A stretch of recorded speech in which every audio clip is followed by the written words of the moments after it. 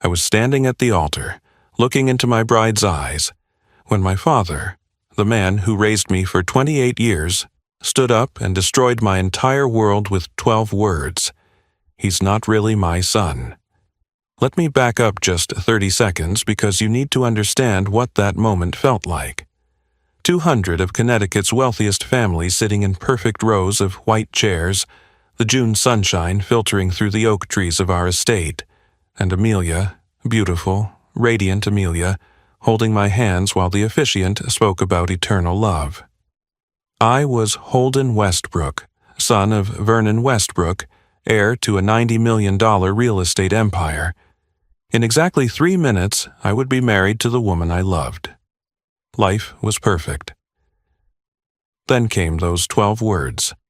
My name is Holden, and this is the story of how I lost everything and found myself on what should have been the happiest day of my life. But first, you need to know the players in this tragedy, because every single one of them matters. Vernon Westbrook, my father, or the man I called father, built his fortune from his father's modest real estate firm into an empire. 6'2", silver-haired, with eyes like a winter storm, he commanded every room he entered. He taught me to tie a tie, throw a curveball, and negotiate a business deal. He also kept the biggest secret of my life for nearly 3 decades. My mother, Bethany Westbrook, was Greenwich royalty even before she married Vernon. Blonde, elegant, with a smile that could light up a charity gala, but never quite reached her eyes when she looked at me. I thought that was just her way. Turns out guilt looks a lot like distance when you're keeping a secret that big.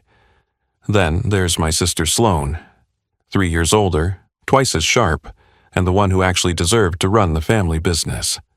While I was designing buildings, she was dissecting profit margins and expansion strategies. She used to joke that I got the artistic gene and she got the business one. Neither of us knew how literally true that was. My bride, Amelia Thornfield, worked as a pediatric nurse at Yale New Haven Hospital. We met when I was designing the new children's wing. She fought me on every design choice until I realized she was right about all of them. That's when I knew I had to marry her. She had this way of seeing straight through pretense to what really mattered. Or so I thought until she ran from our wedding. The ceremony was happening at the Westbrook estate in Greenwich, 50 acres of perfectly manicured grounds that had been in Vernon's family for 3 generations. The rose garden where we stood had been my grandmother's pride and joy. She used to tell me that roses were like family, beautiful, but they'd draw blood if you weren't careful with them. Standing beside me as my best man was Deacon Pike. We'd been friends since we were 7, when his family moved in next door. Their money was new, ours was old. Vernon never let Deacon forget it, but I didn't care. Deacon was the brother I chose, even if I already had a sister who shared my blood. Or so I thought. The officiant had just reached the part everyone jokes about but nobody expects to matter. If anyone has reason why these two should not be joined in matrimony, speak now or forever, hold your peace. That's when I heard the chair scrape against the stone patio. The sound was like nails on glass in the perfect silence of the moment. Every head turned. Vernon Westbrook was standing up. "Dad," I said, and I actually laughed. "This better be one of your jokes." Vernon wasn't smiling. His face looked carved from granite, and when he spoke, his voice carried the same weight he used in boardrooms when he was about to destroy a competitor. "I have something to say," he announced, and my blood turned to ice water in my veins. My mother's face went white. "Vernon, please, not now." "If not now, when?" Vernon's voice boomed across the garden. "When he has children? When he's running my company? When he's spent his whole life living a lie?" Amelia's grip on my hands tightened. "Holden, what's happening?" "Holden," Vernon said, and the way he said my name made it sound like a curse. "You're not my biological son. Your mother had an affair 29 years ago. I've known since you were born, but I kept quiet. I raised you as mine." The gasp that ran through the crowd sounded like wind through the trees, except wind doesn't judge you. 200 faces turned to stare at me, the imposter in a tuxedo, the fake heir to the Westbrook throne. And outside, though I didn't know it yet, a limousine was already waiting with the truth about who I really was. That morning had started like a dream. I woke up in my childhood bedroom at the Westbrook estate, the same room where I'd built Lego cities as a kid, dreaming of becoming an architect. The June sunshine streamed through the windows, and for a moment I just lay there, thinking about how perfect life had become. At 28, I was everything Vernon Westbrook had raised me to be. I'd graduated from Yale with honors, gotten my architecture degree from Harvard, and designed 3 buildings that were already getting attention in Architectural Digest. But more than that, I was about to marry Amelia, who somehow made all those achievements feel secondary to the simple joy of making her laugh over morning coffee.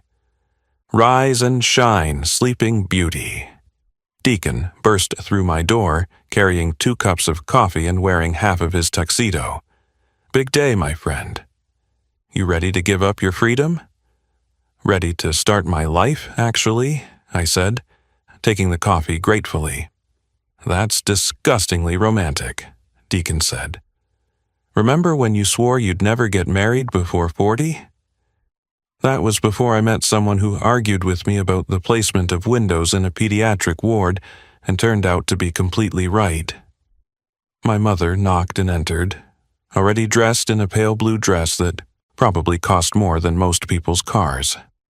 "How's my handsome son?" she asked, but there was something in her voice, a tightness I attributed to wedding emotions. "I'm good, Mom. You okay?" She crossed the room and started fussing with my hair, even though I hadn't even showered yet. "Your father's been in his study all morning. You know how he gets at big events, always has to feel in control. He's not giving a business presentation," I laughed. "He just has to sit there and watch me get married." My mother's hand stilled for a moment. "Yes, just watch." Looking back now, I can see all the signs I missed. The way she held me a little too long when she hugged me, the way she kept starting sentences and then stopping, the way she looked at me like she was memorizing my face. "Mom, seriously, are you okay?" "I'm proud of you," she said suddenly. "Whatever happens, always remember that I'm proud of you. Whatever happens. Mom, it's a wedding, not a war." She smiled, but it didn't reach her eyes. "Of course. I'm just being sentimental." After she left, Deacon watched me carefully. "Your family's being weird today, even by Westbrook standards." "They're always weird," I said, heading for the shower. "Have you met my family?" The truth was, the Westbrooks were American royalty, at least in Connecticut. Vernon's grandfather had started with a single apartment building in Hartford. Vernon's father had turned it into a modest real estate firm. But Vernon had transformed it into an empire. Shopping centers, office complexes, luxury condos from Boston to D.C., $90 million and counting. As I got dressed, I could hear the orchestra warming up in the garden below. Sloane knocked and came in, looking stunning in her maid of honor dress. "Baby brother," she said, using the nickname I'd always hated. "You clean up nice." "Thanks for everything, Sloane. I know you basically planned this whole thing." "Amelia planned it. I just executed her vision." She paused. "You know I love you, right?" "Okay, what is wrong with everyone today?" I asked. "You're all acting like someone died. Can't we just be emotional? Our little Holden is getting married." She helped me with my cufflinks, the ones that had belonged to our grandfather. "You know," she said quietly, "no matter what, you'll always be my brother." "Of course I will." "Sloane, you're scaring me." "I'm just saying, blood doesn't make family. Love does." At the time, I thought she was being philosophical. Now I know she was trying to tell me something without telling me. Sloane had always been the smarter one, but even she couldn't figure out how to stop what was coming. The guests started arriving around 2 o'clock.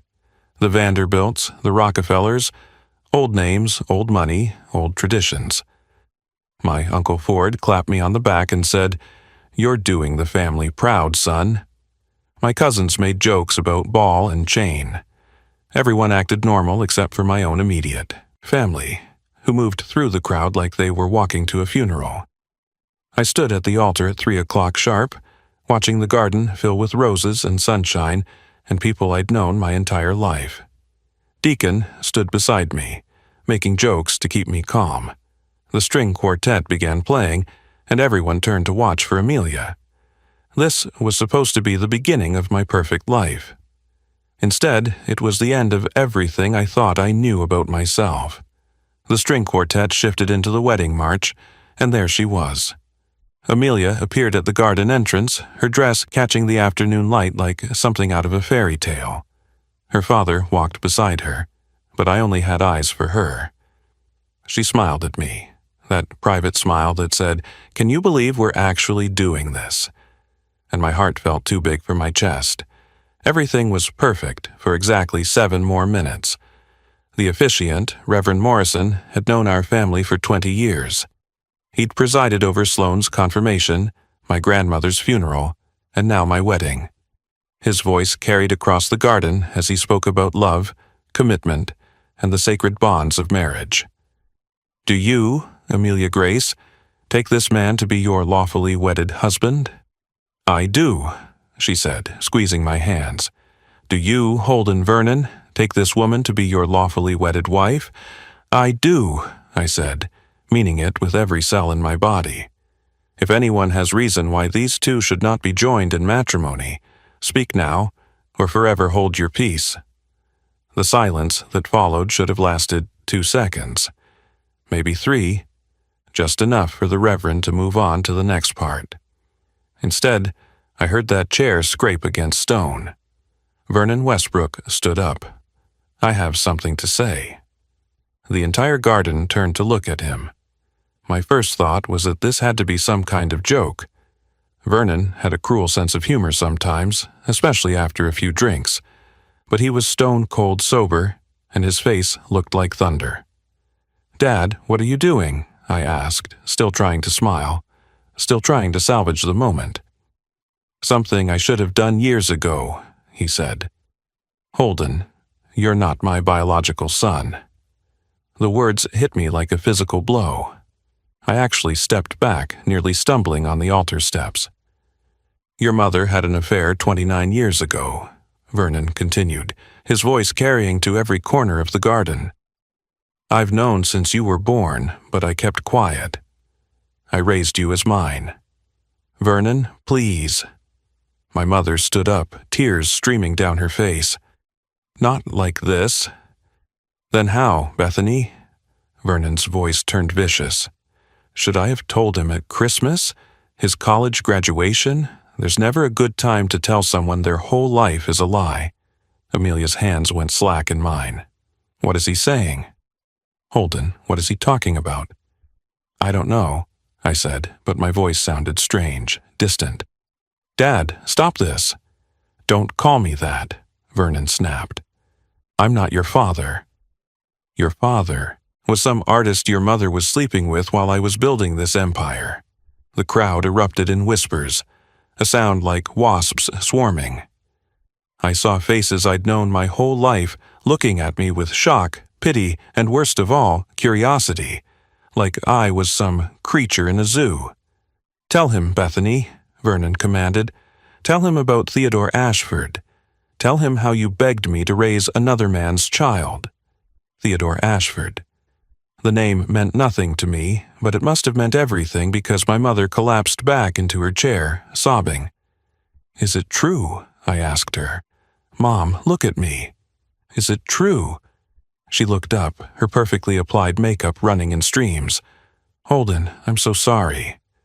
I wanted to tell you so many times." The ground felt like it was tilting. 28 years of calling Vernon Dad, 28 years of being Holden Westbrook, 28 years of lies. "But here's the best part," Vernon said, and his smile was terrible. "The Westbrook fortune, all 90 million of it, will pass only to true Westbrook blood, to Sloane. Holden gets nothing, zero, Not the trust fund, not the company position, not even the car I bought him for his 16th birthday. "Dad, stop!" Sloane shouted, standing up. "This is cruel. He's your son in every way that matters." "He's not my son at all," Vernon said coldly. "He's a cuckoo bird I've been raising in my nest." I looked at Amelia, hoping to find something solid to hold on to in her eyes. Instead, I saw fear, confusion, and something worse. Disgust. "You knew?" she asked me. "You had to have known something." "I didn't." "Amelia, I swear I didn't know." She pulled her hands away from mine. "Your whole family knew."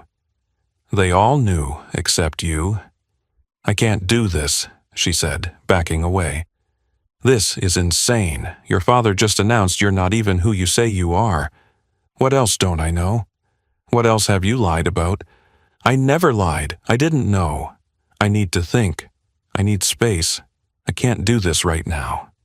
She gathered her dress and ran back down the aisle, her veil floating behind her like a ghost. The silence that followed was deafening. I stood at the altar, watching Amelia disappear into the house, her white dress the last thing I saw before the door slammed shut.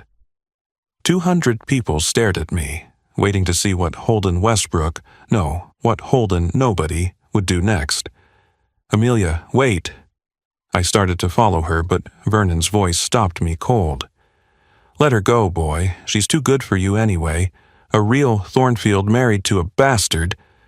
Her family would never recover from the shame." Something snapped inside me. I turned back to face him, this man who had raised me, taught me, pretended to love me for 28 years. "You waited until my wedding day?" My voice was surprisingly steady. "You held on to this secret for almost 3 decades, and you chose today to reveal it?" "You needed to know your place," Vernon said, adjusting his cufflinks like we were having a business discussion. "I couldn't let you marry that girl under false pretenses. She deserves to know what she was getting into." "False pretenses?" I didn't know. How could I be lying about something I didn't even know? Ignorance doesn't change facts. You're not a Westbrook. You never were. Deacon stepped forward from his position as best man. "Mr. Westbrook, with all due respect, this is sick. You raised him. You called him son. You can't just erase that." "Watch me," Vernon said coldly. "Security will escort him off the property within the hour. He's no longer welcome in any Westbrook home or business." My mother finally found her voice. "Vernon, you can't do this. He's innocent in all of this. Punish me if you want, but not Holden." "You?" Vernon laughed, and it was an ugly sound. "You think this is punishment?" "This is mercy. I could have exposed your affair 28 years ago. I could have divorced you and left you with nothing. Instead, I raised your bastard and gave him every advantage. The best schools, the best opportunities, everything a real son would have gotten. And this is how you thank me?" "By telling the truth," I asked. "You think you deserve gratitude for lying?" The crowd was absolutely silent now, hanging on every word. I saw my Uncle Ford whispering to his wife. My cousins were recording on their phones. The Vanderbilts were already heading for their cars, not wanting to be associated with the scandal. Sloane pushed through the crowd and stood beside me. "Holden, don't listen to him. You're my brother. You'll always be my brother." "Your half-brother," Vernon corrected. "And if you continue to associate with him, Sloane, you'll lose your position in the company." "You're threatening me now?" Sloane asked, incredulous. "Your actual daughter?" "I'm protecting the family legacy. Something you should understand if you want to inherit it." I looked around the garden, at the roses my grandmother had planted, at the gazebo where Sloane and I had played as children, at the house where I'd learned to ride a bike in the driveway. Every memory was tainted now, poisoned by the knowledge that I'd never really belonged here. "You want to know something, Vernon?" I said, and I made sure to use his first name. "You're right. I'm not your son. Because no son of yours would have turned out decent. No son of yours would have known how to love someone properly. You did me a favor by not being my real father." His face turned purple. "You ungrateful little—" "Grateful? For what? For the humiliation? For waiting until the most important day of my life to destroy it? For making sure everyone I've ever known would witness my disgrace?"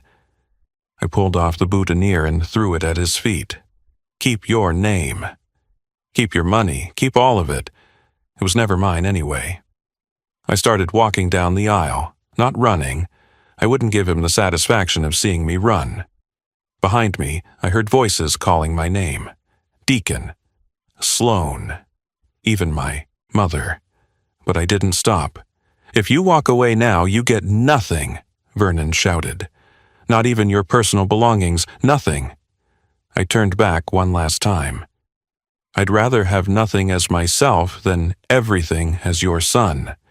The crowd parted as I walked through them, like I had something contagious.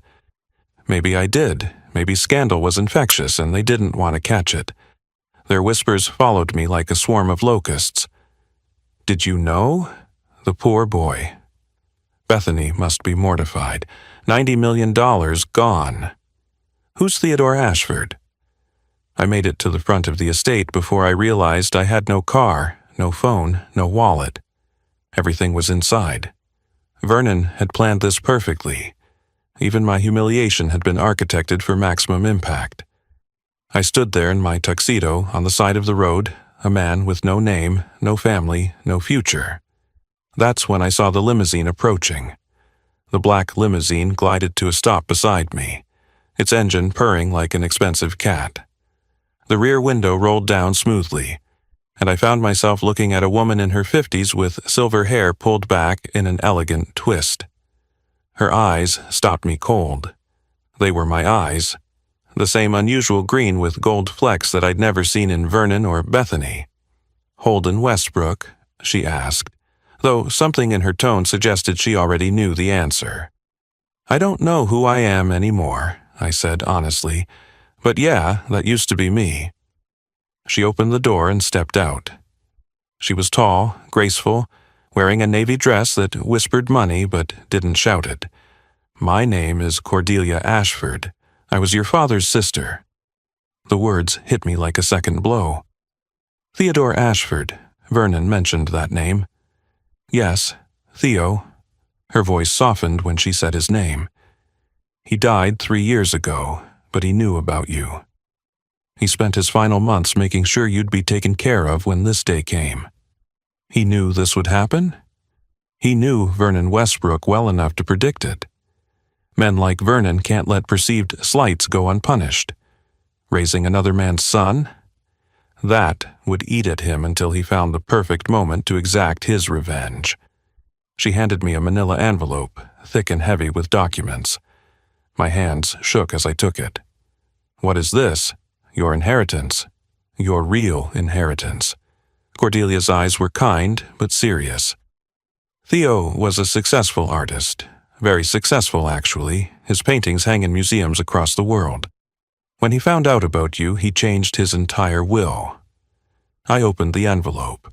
Inside were legal documents, bank statements, property deeds, and photographs. The photographs made me stop breathing. It was like looking at myself in 20 years. The same angular face, the same unruly dark hair, the same eyes that Cordelia shared. "He looked for you," Cordelia continued. "Hired private investigators. Found out that Bethany had disappeared from his life without explanation 29 years ago. She was pregnant with you and terrified. Vernon had offered her a deal. Marry him. Let him raise you as his own, and you'd want for nothing. Or keep you in struggle as a single mother with no support. She chose Vernon's money. She chose what she thought was best for you. Theodore had no money back then. He was a struggling artist living in a studio apartment. Vernon was already wealthy, established, offering stability. I found a handwritten letter in the envelope, the paper soft with age like it had been handled many times. The first line read, "My dear son, If you're reading this, then you know the truth, and I can finally speak to you honestly. Read it later, Cordelia said gently, when you're alone. But know this, he loved you without ever meeting you. He followed your career, collected every article about your architecture projects. He said you inherited his artist's eye, but found a way to make art that shelters people. How much did he leave me? The question felt crass, but I needed to know if I'd have anywhere to sleep tonight. Everything. The paintings and private collections worth about $12 million. The estate in France, the brownstone in New York, the cabin in Vermont. The investment portfolio he built from his art sales, another $18 million. After taxes and fees, you're looking at around $30 million. $30 million. Not $90 million like the Westbrook fortune, but it was mine. Actually, mine. There's more, Cordelia said. You have sisters. Half-sisters. Penelope and Juniper. They're artists too, and they know about you. They want to meet you. Behind us, I heard footsteps running. Deacon and Sloan had followed me out. Holden, Sloan called. Don't leave like this. I turned to face them, my sister and my best friend, the two people who'd stood by me in that garden of horrors. I have to go, I said simply. Where? Deacon asked. You don't have anywhere to go.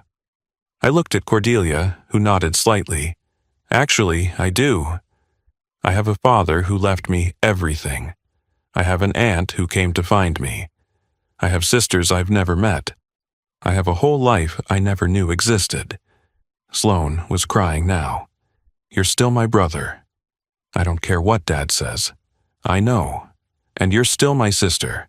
But I can't go back there. I can't be in that house, in that life, knowing it was all a performance.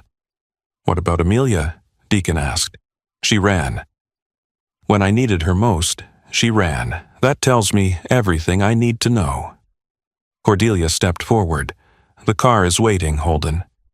The choice is yours, but if you come with me, you'll learn who Theodore Ashford was, who you really are, who you could become without the Westbrook name hanging around your neck like a noose. I looked back at the estate one more time. Through the gates, I could see the wedding guests dispersing, the scandal already spreading through Greenwich society like wildfire. Tomorrow, I'd be the talk of every country club and charity board. But tonight, I had somewhere else to be. 6 months later, I stood in my new Manhattan apartment, watching the city wake up through floor-to-ceiling windows. The brownstone Theodore had left me was worth $8 million alone. But it wasn't the money that mattered. It was the walls covered in his paintings. Explosions of color and emotion that felt like conversations with the father I'd never met. My phone buzzed with a text from Sloan. Dad's miserable. Mom finally served him divorce papers yesterday. She's taking half of everything. We met for coffee that afternoon at a small cafe in Soho, far from the Westbrook territory of Greenwich. Sloan looked tired, but somehow lighter, like she'd been carrying a weight she'd finally put down. How's Mom? I asked. She's in therapy 3 times a week. The guilt was eating her alive. She wants to see you when you're ready. Maybe someday, not yet. And Vernon? Sloan laughed, but it was bitter. He's alone in that massive house, rattling around like a ghost. The board is questioning his judgment after the wedding scandal. Turns out, publicly humiliating someone at a society wedding is bad for business. Who knew? What about Amelia? Engaged to Harrison Blackwell. You remember the pharmaceutical heir. They're getting married next month. The news should have hurt, but it didn't. The woman who'd run from me at my lowest moment had shown me exactly who she was. Rosanna, the woman I'd started dating 2 months ago, understood complicated families. She'd been one of Theodore's art students and had stories about my father that made him real to me in ways the photographs couldn't. He used to say that art was just life with the boring parts edited out, she told me on our first date. I think he would have loved your buildings. You create art people can live inside.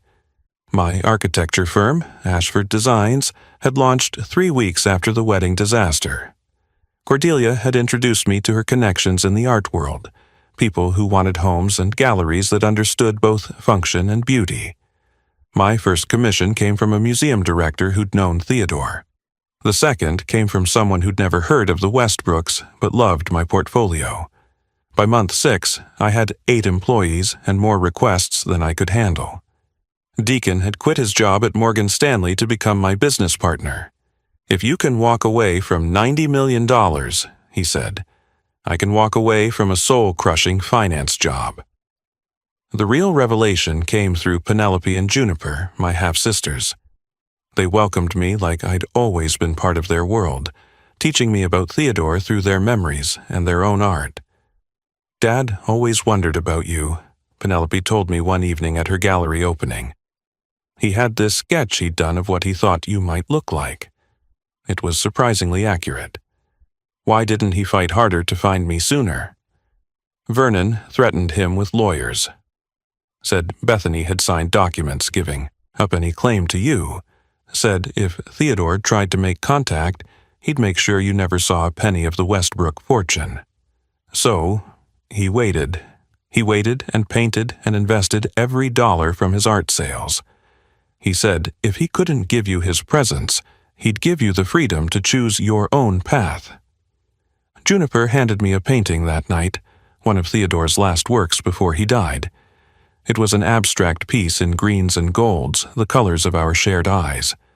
The title on the back read, "For my son, wherever you are." Vernon tried to contact me once through his lawyers. He claimed I owed him for 28 years of room, board, and education. My lawyer, paid for with Theodore's money, sent back a one-line response. Mr. Ashford owes Mr. Westbrook nothing. The letter Theodore had left me became my daily meditation. One passage in particular lived in my mind. I failed you by not being there, but perhaps that failure became a gift. You got to choose who you are without my influence, without my expectations. You became yourself, an architect, a builder, a creator.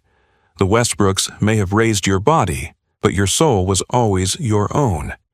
Now you're free to build whatever life you want with whatever name you choose. I legally changed my name to Holden Ashford the week after I read that letter. Standing in my apartment now, surrounded by Theodore's art and my own architectural drawings, I understood the truth. Vernon thought he was taking everything from me when he stood up at that wedding. Instead, he'd given me the one thing his money never could, freedom. Freedom from performing the role of grateful son. Freedom from the suffocating expectations of old money. Freedom from a life that was never really mine. My phone buzzed. Cordelia was texting about Sunday dinner. Penelope's making paella, Theodore's recipe. Bring wine. I smiled and typed back, red or white? Whatever makes you happy. Life's too short for other people's rules. I looked at my reflection in the window. Not Vernon's son, not the lost Westbrook heir, but Holden Ashford. Architect, brother, son, to a man who loved me without ever meeting me. The wedding that destroyed my old life had given birth to my real one. And that was worth more than all the Westbrook millions. That was worth everything. If this story resonated with you, if you've ever discovered that losing everything meant finding yourself, I'd love to hear about it in the comments below. Share this video with someone who needs to remember that sometimes our biggest disasters become our greatest gifts.